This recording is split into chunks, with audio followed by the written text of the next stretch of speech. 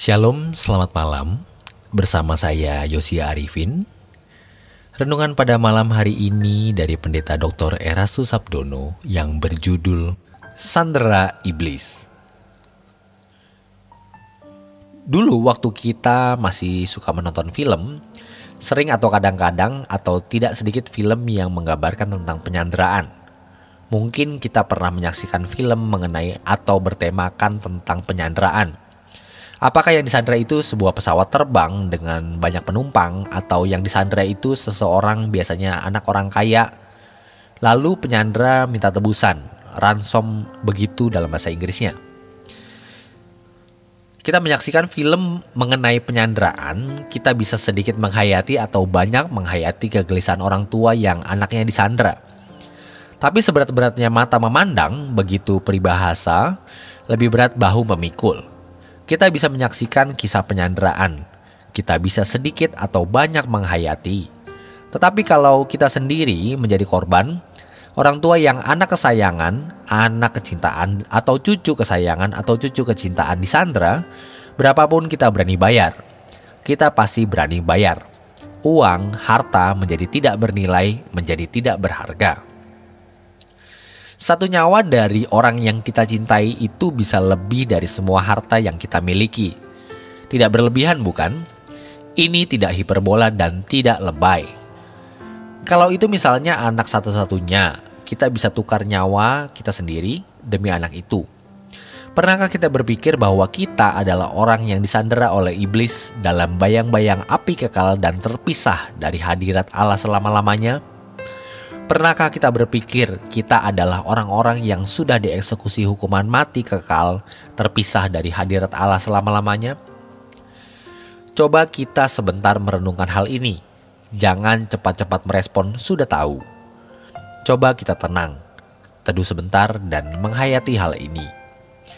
Kita orang-orang yang disandera dan tidak ada jalan untuk kelepasan, tidak ada jalan untuk pembebasan. Tidak ada kecuali satu korban yang harus dipertaruhkan. Yohanes 3 ayat 16, ayat yang sudah sering kita dengar. Karena begitu besar kasih Allah akan dunia ini, sehingga ia mengaruniakan anaknya yang tunggal. Anaknya yang tunggal. Tidak ada cara lain Allah Bapa dapat menyelamatkan kita kecuali melalui putranya, Tuhan Yesus Kristus, yang Bapa relakan harus menjadi pertaruhan demi penebusan, pelepasan, pembebasan kita. Menjadi ransom atau tebusan. Kita renungkan kembali hal ini supaya kita tidak lupa diri, supaya kita tidak menjadi orang yang bisa dianggap tidak tahu diri, tidak tahu berterima kasih. Bapa telah memberikan putranya yang tunggal. Secara dramatis bisa dibayangkan ketika putra tunggalnya harus menjadi manusia, lahir dari darah Maria. Itu menggetarkan jagat raya. Pasti juga menggetarkan hati Bapa ketika harus melepaskan putranya yang tunggal kesayangannya ini. Kita harus ingat itu. Kalau Tuhan menebus kita, kita menjadi milik Tuhan. Seperti yang dikatakan dalam 1 Korintus 6 ayat 19 dan 20, tidak tahukah kamu bahwa tubuhmu adalah bait Roh Kudus yang diam di dalam kamu? Roh Kudus yang kamu peroleh dari Allah, dan bahwa kamu bukan milik kamu sendiri, sebab kamu telah dibeli dengan harga yang lunas dibayar. Karena itu muliakanlah Allah dengan tubuhmu. Ada satu pernyataan Tuhan Yesus di tengah-tengah orang Yahudi yang menyerang dirinya. Ia tunjuk bait Allah, rubuhkan bait Allah ini. Aku bangkitkan dalam 3 hari. Pada waktu itu bait Allah sudah dipugar selama kira-kira 46 tahun sejak 16 tahun sebelum Masehi.